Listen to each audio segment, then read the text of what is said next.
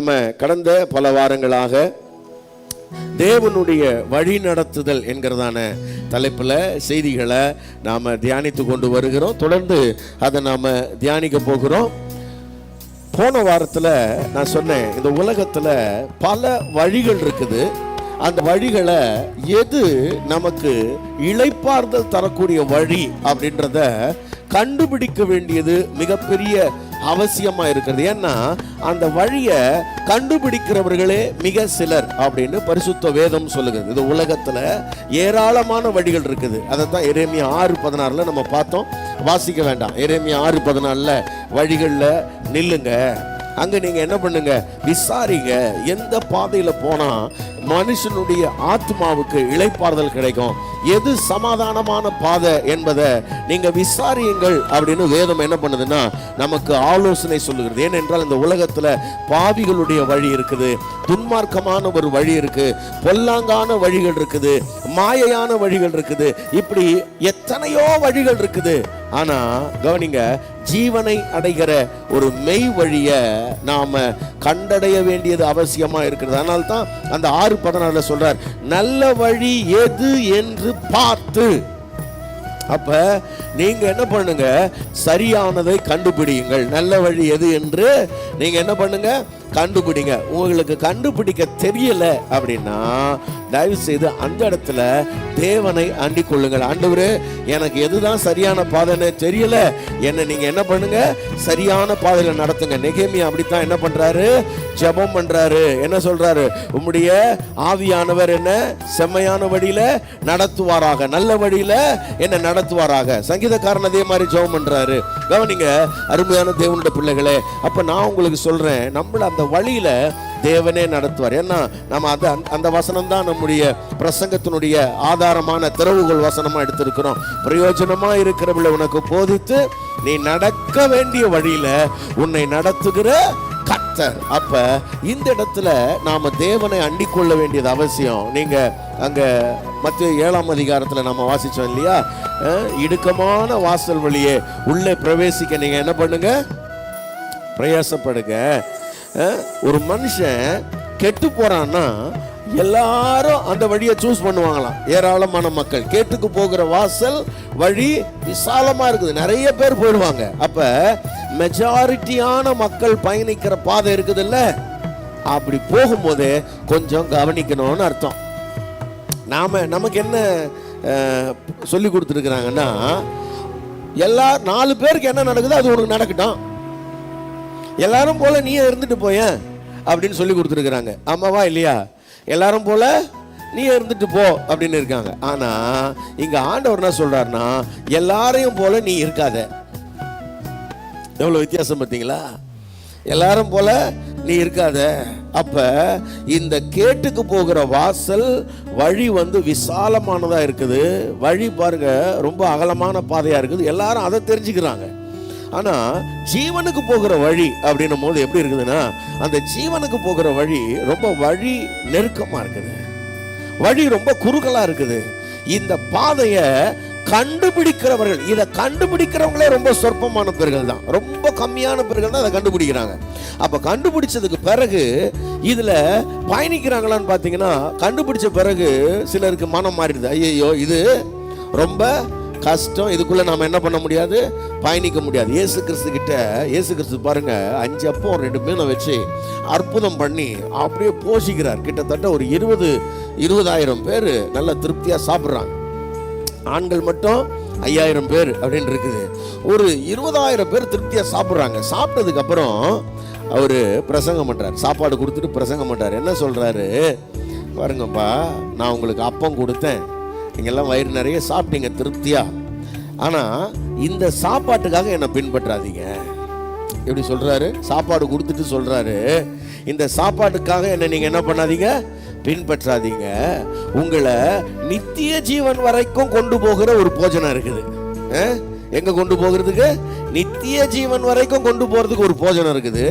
அந்த போஜனத்தை நான் உங்களுக்கு தரேன், அதுக்காக நீங்க என்ன பின்பற்றுங்கன்றார். நித்திய ஜீவன் வரைக்கும் உங்களை நடத்தக்கூடிய போஜனம் ஆண்டவருடைய வசனம், அதை நான் உங்களுக்கு தரேன், அதை பெற்றுக்கொள்றதுக்காக என்ன நீங்க என்ன பண்ணுங்கன்னா பின்பற்றுங்க அப்படின்னு சொல்லி சில வசனங்களை, சில வசனத்துடைய ஆழங்களை அங்க சொன்ன உடனே இவங்க பாருங்க என்ன சொல்றாங்க, ஐயோ இது கடினமான உபதேசம், இதை யார் பின்பற்றுவார், இது ரொம்ப கஷ்டங்க, இதை யாருங்க ஃபாலோ பண்ண முடியும்னு. அப்ப இயேசு கிறிஸ்துவை பின்பற்றவங்க எல்லாரும் அப்படி பின்வாங்கி போயிட்டாங்களாம். எல்லாரும் போயிட்டாங்க. சாப்பிட்டவங்க எவ்வளவு பேர் சொன்னேன் இப்போ 20,000 பேர். இப்ப எவ்வளவு பேர் இருந்தாங்க தெரியுமா? இப்போ எவ்வளவு பேர் இருந்தாங்க சொல்லுங்க? பைபிள் படிச்சிருக்காங்க யாராவது சொல்லுங்க பார்க்கலாம், சொல்லுங்க. வெறும் 12 பேர். இயேசு கிறிஸ்துவோட சர்ச்சில் இருந்த 20,000 பேர்ல அவ்வளவு பேரும் போயிட்டான். 12 பேர் தான் இருக்கிறான் இப்போ. வெறும் 12 பேர். இவனுங்களை இயேசு கிறிஸ்து என்ன சொல்றாரு தெரியுமா? நீங்களாவது இருப்பீங்களா, கிளம்பிடுவீங்களா? எப்படி இயேசு கிறிஸ்து என்ன கேட்கிறாரு? இருக்கிறியா, கிளம்புறியா? நாங்க இருக்கிற ஒரு 12 பேரை கொஞ்சம் பாலிஷ் கிலிஷ் பண்ணி தக்க வைக்கணும்ல. இவருக்கு சர்ச்சை நடத்த தெரியல. யாருக்கு? இந்த பாஸ்டருக்கு, இயேசு கிறிஸ்துவுக்கு. இருக்கிற கொஞ்சம் பேரை ஏதாவது ஒன்று பாலிஷ் பண்ணி இல்லை மிரட்டி போனா பாரு, இங்க கூட்டத்துல இருந்து போறவன் ரத்தம் கக்கி சாவான். ஏதாவது சொல்லணுமா இல்லையா? ஆமா, நீ இங்க இருந்து போனா உனக்கு அது வேணும். எதுவுமே சொல்லல. இருக்கிறியா, போறியா? ஒரே கேள்வி. ஆனா ரொம்ப பாருங்க, இந்த சீஷர்களுக்கு அதுல இந்த பேதுரு இருக்கார்ல, அவர் கொஞ்சம் நம்ம முந்திரி கொட்டை மாதிரி ஆன ஆளு. ஆனா கரெக்டா சில விஷயத்துல பிடிச்சிடுறாரு. சொல்லிட்டாரு, எங்கயா போ சொல்றீங்க எங்களை? இங்கதான் இருக்குது ரெவலேஷன். நித்திய வாழ்வு கொடுக்கக்கூடிய ஜீவ வசனங்கள் எங்க இருக்குது? உங்ககிட்ட தான் இருக்குது. உங்களை தாண்டி எங்க போறது? சரி அப்பா வா, இடன் என்னெல்லாம் படணுன்றதை காட்டுறேன் உனக்கு. அப்ப கவனிங்க, அவ்வளவு பேரும் போயிட்டாங்க. நல்ல அருமையான தேவனுடைய பிள்ளைகளே, நான் உங்களுக்கு ஒரு விஷயத்த சொல்றேன். இந்த நல்ல வழி எதுன்னு கண்டுபிடிச்ச பிறகு அதுல போறதுக்கு ஒரு பெரிய தைரியமும் துணிச்சலும் வேணும். ஏன்னா நல்ல வழி எதுன்னு பார்த்துட்ட பிறகு அதுக்குள்ள பயணிக்கிறது இருக்குல்ல, உண்மையாலுமே இந்த சமுதாயத்துல, இந்த உலகத்துல அது கொஞ்சம் சவாலான விஷயம்தான். ஆனா மற்றவங்க நினைக்கிற மாதிரி ரொம்ப அது கஷ்டமான விஷயம்லாம் கிடையாது. ஏன்னா இந்த பாதையில நம்ம கூட பயணிக்கிறவர் நம்முடைய கர்த்தர். அல்லேலூயா. நீங்க தனியா நடக்கல, நீங்க தனியா போல. இந்த பாதையில உங்களை ஒருத்தர் என்ன பண்றாருன்னா நடத்திட்டு போறாரு. அப்ப இந்த வழியை கண்டுபிடிச்ச பிறகு பாருங்க, வழியை கண்டுபிடிக்கலன்னா, ஒருத்தருக்கு ஒண்ணுமே தெரியலன்னா, அதாவது பாதையே தெரியலன்னா அவர் என்னன்னு சொல்றோம்? நம்ம சொல்லுங்க, சத்தமா சொல்லுங்க, குருடர்னு சொல்றோம். இப்ப ஆண்டவருடைய வார்த்தை என்ன சொல்லுதுன்னா, பிப்ரவரி மாத வாக்கு தத்தம். உங்களுக்கு பிப்ரவரி மாத வாக்கு தத்தம் என்ன? 42:16 வாசிங்க. இப்போ ஏசாயா 42:16 வாசிங்க. குருடரை அவர்கள் அறியாத வழியிலே நடத்தி, அவர்களுக்கு தெரியாத பாதைகளில் அவர்களை அழைத்து கொண்டு வந்து, அவர்களுக்கு முன்பாக இருளை வெளிச்சமும் கோணலை செவ்வையுமாக்குவேன். இந்த காரியங்களை நான் அவர்களுக்கு செய்து அவர்களை கைவிடாதிருப்பேன். நல்ல கைகளை தட்டி அல்லேலூயா. கவனிங்க, குருடரை நான் என்ன பண்ணுவேன்? குருடரை என்ன போட்டிருக்குங்க? குருடரை நான் நடத்தி. எல்லாரும் சொல்லுங்க, அவர் நடத்துகிற தேவன். சில நேரத்தில் இந்த குருடர் என்ற இந்த பதம் ரொம்ப முக்கியமானது. இந்த குருடர் என்ற பதம் இருக்குல்ல, அது ரொம்ப முக்கியமானது. அதை பற்றி நான் தனியாக, யார் குருடன், நாம் எப்படி நம்மளை குருடரா ஆண்டவருடைய சமூகத்தில் அர்ப்பணிக்குதுன்றதை இன்னொரு நாளைக்கு பேசுகிறேன். இப்போ முக்கியமான பாயிண்ட் என்ன தெரியுமா? இங்கே பாருங்களேன், இந்த குருடர் என்ற வார்த்தை ஏன் ஆண்டவர் பயன்படுத்துகிறாருன்னா, வெளிப்படுத்தின விசேஷத்தில் லவோதிக்கேயா சபைன்னு ஒரு சபை இருக்குது. அந்த சபை உண்மையாலுமே எப்படிதான் இருக்குதுன்னா, குருடா இருக்குது. ஆனா அது என்ன நினைச்சுக்கிட்டு இருக்குதுன்னா, எனக்கு எல்லாம் தெரியும்னு நினைக்குது. எப்படி அந்த சபை எப்படி இருக்குது? ஆக்சுவலா அதனுடைய நிலைமை எப்படி இருக்குன்னா, ஆண்டவர் சொல்றாரு, நீ குருடன், நீ நிர்வாணி, நீ தரித்திரன். நீ யாரு? குருடன், நிர்வாணி தரித்திரன். அப்படின்னா உனக்கு கண்ணு தெரியல, உனக்கு சாப்பிட்றதுக்கு சாப்பாடு இல்லை, உனக்கு போட்டுக்கிறதுக்கு வஸ்திரம் இல்லை, எதுவுமே இல்லை உங்ககிட்ட. ஆனால் வெளியில் அது எப்படி காட்டிக்குதுன்னா, அந்த சர்ச்சு நான் பணக்காரன், எனக்கு ஒரு குறைவுமே இல்லை, நான் ரொம்ப திரவிய சம்பந்தன், வெளியில் ஒரு போலியான ஒரு தோற்றத்தை அது காட்டுது. அதனால தான் சொல்கிறாரு, முதல்ல உன் கண்ணு தெளியறதுக்கு என்கிட்ட இருந்து கொஞ்சம் மெடிசன் வாங்கி போட்டுக்க. உன் கண்ணு குணமாகிறதுக்கு என்கிட்ட இருந்து என்ன பண்ணு, மெடிசன் வாங்கி போட்டுக்க. இங்கே பாருங்களேன், இந்த குருடன் என்கிற அந்த நிலையை இந்த சபை என்ன பண்ணல, உணரலை. தயவுசெய்து அதை மட்டும் வாசிக்கிறீங்களா? வெளிப்படுத்தல 3:18 படிங்கம்மா. நான் ஐஸ்வர்யனாகும்படிக்கு நெருப்பிலே புடமிடப்பட்ட பொன்னையும், நீ ஐஸ்வர்யவானாகும்படி இல்லம்மா, அதுக்கு முந்தின வசனத்துல இருந்து படிச்சாதான் புரியும். நிர்பாக்கியம் உள்ளவனும், நீ நிர்பாக்கியம் உள்ளவன், பரிதபிக்கப்படத்தக்கவனும், ரொம்ப பரிதாபத்துக்குரியவன், தரித்திரன், குருடன், நிர்வாணியுமாய் இருக்கிறதை அறியாமல். கவனிங்க, அறியாமல். எல்லாரும் சொல்லுங்க, அறியாமல். அப்படின்னா என்ன அர்த்தம்? அப்படின்னா என்ன அர்த்தம்? தன்னிலை அறியாமை. பக்கத்தில் கைப்பிடி சொல்லுங்க, நான் யாரு என்னன்னு நமக்கு என்ன பண்றது இல்லை, தெரியறதே இல்லை. நான் யாருன்னே நமக்கு தெரிய மாட்டேங்குது. இதுதான் பிரச்சனை. நான் யாருன்றதை தெரிஞ்சுக்கிறதுல தான் வாழ்க்கையே இருக்குது. நான் யாரு, நான் எப்படிப்பட்ட ஆளு, என் குணம் என்ன, என் ப்ளஸ் என்ன, என் மைனஸ் என்ன, எல்லாத்தையும் கொஞ்சம் தெரிஞ்சிக்க வேண்டியது ரொம்ப அவசியம். அல்லேலூயா.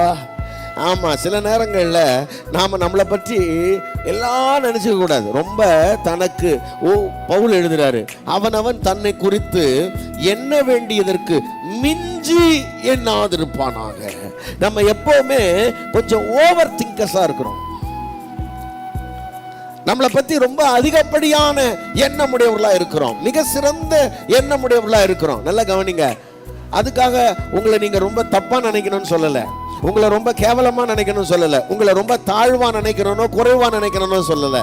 கரெக்டாக உங்களை எவால்வேட் பண்ணுங்கன்னு சொல்கிறேன். உங்களை பற்றிய சரியான மனநிலையை அவன் தன்னைத்தானே நிதானித்து, பவுல் சொல்றார், நிதானித்து அறிந்தால் நாம் நியாயம் தீர்க்கப்படும். நம்ம சரியா நம்மளை நிதானிக்கிறதுக்கு கற்றுக்கொள்ள வேண்டியது ரொம்ப அவசியம். நம்மளை பற்றிய ஒரு சரியான நிதானிப்பு. நம்மளை பற்றியே நமக்கு நிதானிக்க தெரியலன்னா நம்மெல்லாம் எங்க அடுத்தவங்களை நிதானிப்போம்? சரியா? அப்ப நம்மளை பற்றி நிதானிக்கவே தெரியல இந்த சபைக்கு. என்ன நினைக்குது? அறியாமல். இப்ப அடுத்த வசனத்தை படிங்க. அறியாமல் நான் ஐஸ்வர்யவான் என்றும், கவனிங்க, நான் ஐஸ்வர்யவான் என்றும், திரவிய சம்பந்தன் என்றும், திரவிய சம்பந்தன் என்றும், எனக்கு ஒரு குறைவும் இல்லை என்றும் சொல்லுகிறபடியா, எனக்கு ஒரு குறைவும் இல்லை என்று நீ சொல்லுகிறபடியினால். அப்ப இது தன்னை பற்றிய எண்ணம் எப்படிப்பட்டதா இருக்குதுன்னா, தனக்கான எந்த குறைகளையும் அது அறிந்து கொள்ளல, மாறாக தன்னிடத்தில் இல்லாதவைகளை இருக்கிறதாக காண்பிக்கக்கூடிய ஒரு மனோபாவம் லவோதிக்கேயா சபைக்கு இருந்தது. ஆண்டவர் அதனால தான் அதை பார்த்துட்டு சொன்னாரு, நீ ரொம்ப வெதுவெதுப்பா இருக்கிற, உன்னை நான் வாந்தி பண்ணி போடுவேன்னாரு. எப்படி? இல்லாத ஒன்ன இருக்கிற மாதிரி காண்பிக்கிற ஒரு போலியான, பொய்யான, மாய்மாலமான வாழ்க்கை இந்த லவோதிக்கேயா சபைக்கு இருந்தது. தன்னை குறித்து அதை என்ன பண்ண முடியலன்னா, அந்த சபை நிதானித்து அறிய முடியல. தனக்கு எது தேவையோ அந்த தேவையை தேவனிடத்தில் சொல்லி அதை பெற்றுக்கொள்வதற்கான மனநிலை இந்த சபைக்கு இல்லை. ஆண்டவர் அதை பார்த்து சொல்றாரு, நான் உன்னை வாந்தி பண்ணி போடுவேன். என்னை கேட்டுக்கொண்டிருக்கிற அன்பு தேவ பிள்ளைகளே, நாம் எதில் குறைவாயிருக்கிறோமோ, முதலாவது அந்த குறைகளை உணர வேண்டும். இரண்டாவது, அந்த குறைவுகளை நிறைவு செய்ய தேவனை நாட வேண்டும். நல்லா கவனிங்க, நம்ம குறைகளை நாம மாத்திக்க முடியாது. நம்ம குறைவுகளை நிறைவாக்குகிற தேவன் தான் நம்முடைய குறைவுகளை மாற்ற முடியும். எத்தனை பேர் அதை விசுவாசிக்கிறீங்க? அல்லேலூயா. அதனால தான் பாருங்க, அவர் சொல்றாரு, என்கிட்ட வா, உன் கண்களுக்கு களிக்கம் போடுறேன், உன் நிர்வாணம் நீங்க, உனக்கு நான் என்ன பண்றேன்? வஸ்திரம் தர்றேன், உனக்கு கொஞ்சம் விசுவாசம் தர்றேன், நீ அதை வச்சு என்ன பண்ணு, உன்னை வளர்த்துக்க, நீ ஐஸ்வர்யவான் ஆகு அப்படின்னு சொல்றாரு. படிங்க அந்த வசனத்தை படிங்க. நீ ஐஸ்வர்யவான் ஆகும்படிக்கு நெருப்பிலே புடமிடப்பட்ட பொன்னையும் நிர்வாணமாகிய அவலட்சணம் தோன்றாதபடிக்கு நீ உடுத்திக் கொள்வதற்கு வெண் வஸ்திரங்களையும் என்னிடத்திலே வாங்கிக் கொள்ளவும் என் கிட்ட நீ வாங்கிக்கன்றாரு. பக்கத்துல கைப்பிடி சொல்லுங்க, எதெல்லாம் தேவையோ அவர்கிட்ட வாங்கிக்கலாம். சொல்லுங்க நல்லா, எதெல்லாம் தேவையோ அவர்கிட்ட வாங்கிக்கலாம். பிரைஸ் காட், ஆமென். அப்ப இது தேவை, இது எனக்கு குறைவா இருக்குதுன்றத இந்த சபை என்ன பண்ணலன்னா கண்டுபிடிக்கல. அதனால தான் அந்த சபையை பார்த்து நீ குருடா இருக்கிறன்னு அவர் சொல்றார். நல்லா கவனிங்க. அப்ப குருடா இருக்கிறன்றது பிரச்சனை இல்லை, ஆனா குருடா இருக்கிறவன் நான் குருடா இருக்கிறன்றத அறியாம இருக்கிறான் பாருங்க, அதான் பிரச்சனை. புரியலையா? இன்னும் புரியுற மாதிரி சொல்லட்டுமா?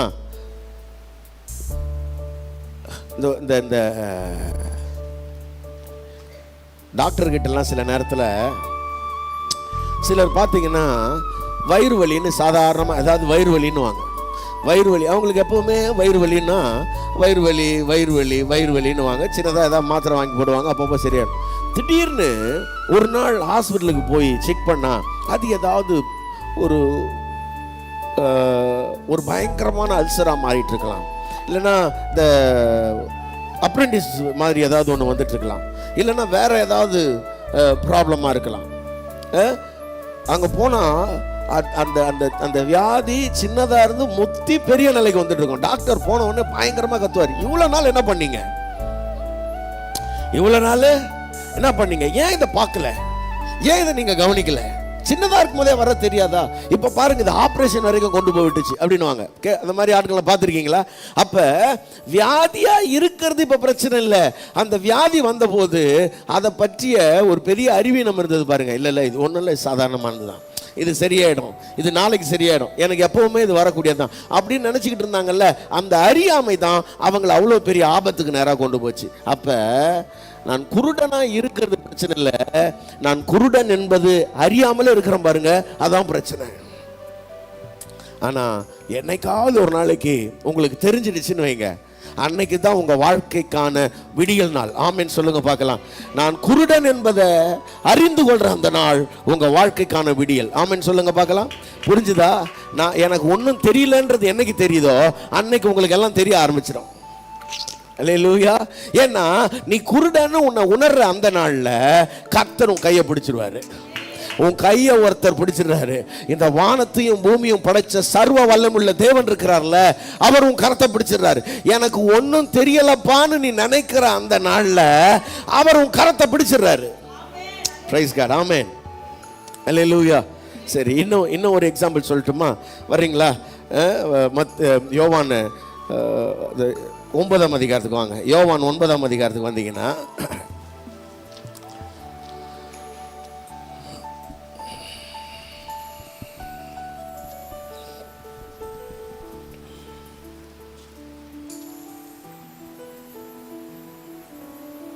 முப்பதாவது வசனம் வாசிங்களேன்.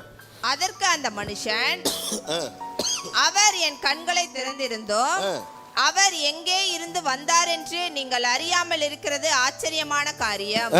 பாவிகளுக்கு தேவன் செவி கொடுக்கிறதில்லை என்று அறிந்திருக்கிறோம். ஒருவன் தேவ பக்தி உள்ளவனாய் இருந்து அவருக்கு சித்தமானதை செய்தால் அவனுக்கு செவி கொடுப்பார். ஓகே, கவனிங்க. இங்க ஒருத்தன் பிறவிலிருந்து கண்ணு தெரியாத ஒருத்தன் இருக்கிறான், குருடா இருக்கிறான்.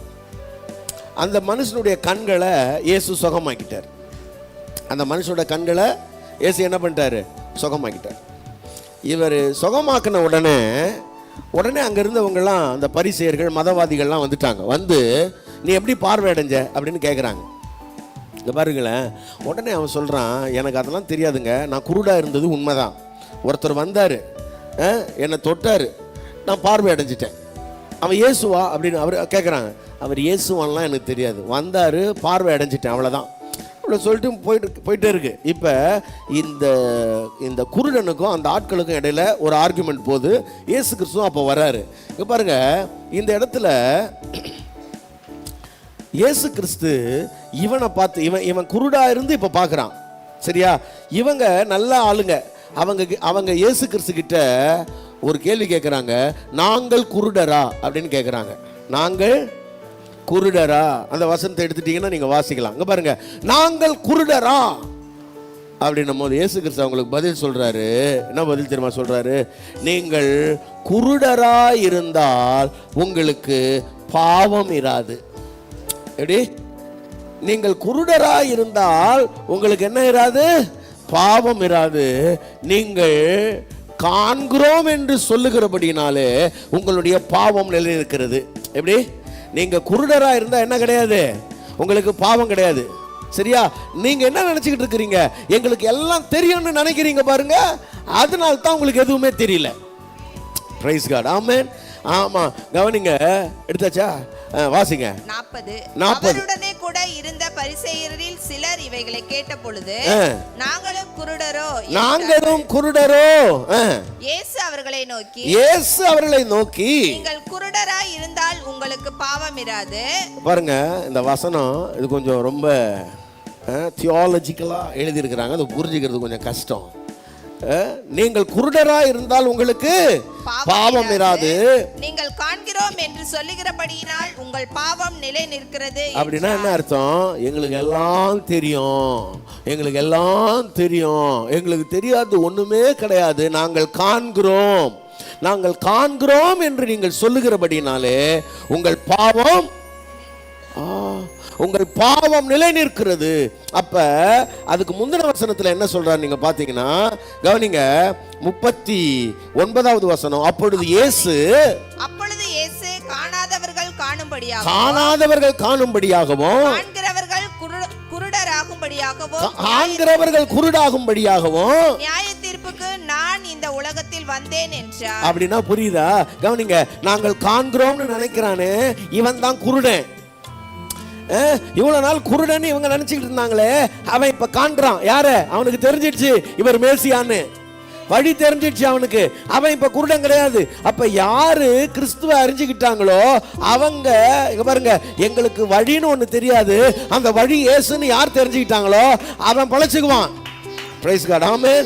எங்களுக்கு எல்லாமே தெரியும், இயேசுவை தாண்டியும் தெரியும் நினைக்கிறான் பாருங்க, அவன் பழைக்கவே முடியாது. புரியல இன்னும்? இயேசுவை தாண்டி எங்களுக்கு தெரியும், அவரை தாண்டி எங்களுக்கு அறிவு இருக்குதுன்னு நினைக்கிறான் பாருங்க, அவன் கெட்டு போயிடும். அதனால தான் சொல்றாரு, காண்கிறவர் குருடாகும்படியாகவும் குருடர்கள் காணும்படியாக இந்த உலகத்திற்கு நியாய தீர்ப்பு கொடுக்கிறதுக்காக நான் வந்தேன் அப்படின்னு கர்த்தர் அங்க சொல்றார். அப்ப குருடன் என்பவன் யாரு? ரொம்ப சிம்பிளா ஒரே ஒரு வார்த்தை சொல்றேன். ஆண்டவரே, எனக்கு ஒண்ணுமே தெரியலப்பா, எனக்கு ஒன்றும் தெரியல, இந்த உலகத்துல எப்படி வாழ்றதுன்னு தெரியல, இந்த சூழ்நிலைகளை எப்படி சமாளிக்கிறதுன்னு தெரியல, என் பிள்ளைங்களை எப்படி நடத்துறதுன்னு தெரியல, என் குடும்பத்தை ரட்சிப்புக்குள்ள நடத்துறது எப்படின்னு தெரியல, எனக்கு எதுவுமே தெரிய மாட்டேங்குது ஆண்டவரே. ஒண்ணுமே புரியாத, ஒண்ணுமே அறிந்து கொள்ளாத ஒரு மனதுல ஒரு குருட்டாட்டம் பிடிச்ச, ஒரு பார்வை இழந்த ஒரு குருடனை மாதிரி நான் இருக்கிறேன், எனக்கு உதவி செய்யுங்க ஆண்டவரேன்னு யார் ஒருத்தன் சரண்டர் பண்றானோ அவனுக்கு தான் அந்த வார்த்தை. கவனிங்க. அந்த குருடனை அவர் சொல்றாரு, குருடனை நான் நடத்துவேன்றாரு. அல்லேலூயா. ஆமா. இப்ப ஏசாயாவுக்கு வாங்க. ஏசாயா 16வது 42:16 படிச்சீங்க இல்லையா? இப்ப 19வது வசனத்தையும் 20வது வசனத்தையும் வாசிங்க பார்க்கலாம். என் தாசனை அல்லாமல் குருடன் யார்? என் தாசனை அல்லாமல் குருடன் யார்? நான் அனுப்பிய தூதனை அல்லாமல் செவிடன் யார்? நல்லா கவனிங்க. என் தாசன் தான் குருடன். என் தாசனுக்கு தான் என்ன பண்ணல, இப்போ என்ன தெரிய மாட்டேங்குது, சரியா கண்ணு தெரிய மாட்டேங்குது, அவன் கண்ணும் தெரிய மாட்டேங்குது, காதும் கேட்க மாட்டேங்குது. யாருக்கு? அவருடைய தாசனுக்கு. ஏன் அப்படி சொல்றாரு? இஸ்ரவேல் ஜனத்தை தான் அப்படி சொல்றாரு. ஏன் அப்படி சொல்றாரு? ஏன்னா ஆண்டவருடைய வழிகளை சொல்லி கொடுத்து அதுல என்ன பண்ணவே மாட்டான், அவன் நடக்கவே மாட்டான். அப்ப அவர் கேட்கிறாரு, ஏண்டா வழிதான் காட்டியாச்சே, நீ என்ன குருடா? என்னதான் செய்யணும் உனக்கு சொல்லி கொடுத்தாச்சு இல்ல, செய்யவே மாட்டேங்கிறல்ல, நீ என்ன செவிடா? Praise the Lord. ஹல்லேலூயா.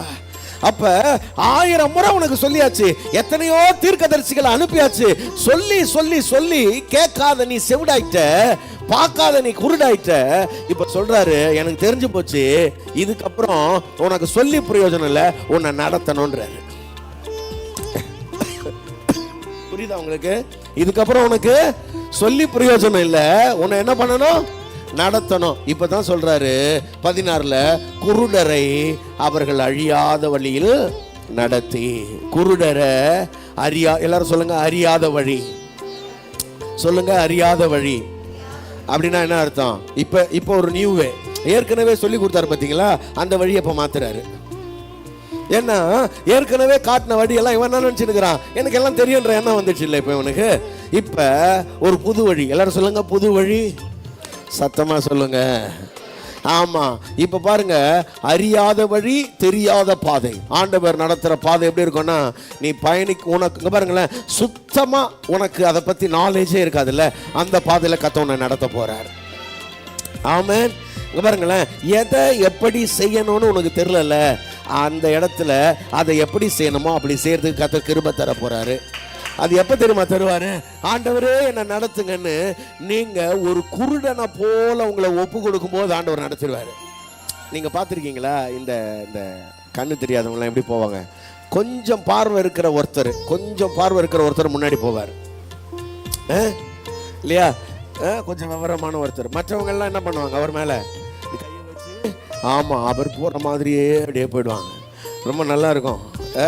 நம்மளை யாராவது ஒருத்தர் அந்த மாதிரி நடத்திட்டு போய் விட்டுட்டா நல்லா இருக்கும். எத்தனை பேர் உங்களை அந்த மாதிரி நடத்தினா நல்லா இருக்கும்னு நினைக்கிறீங்க?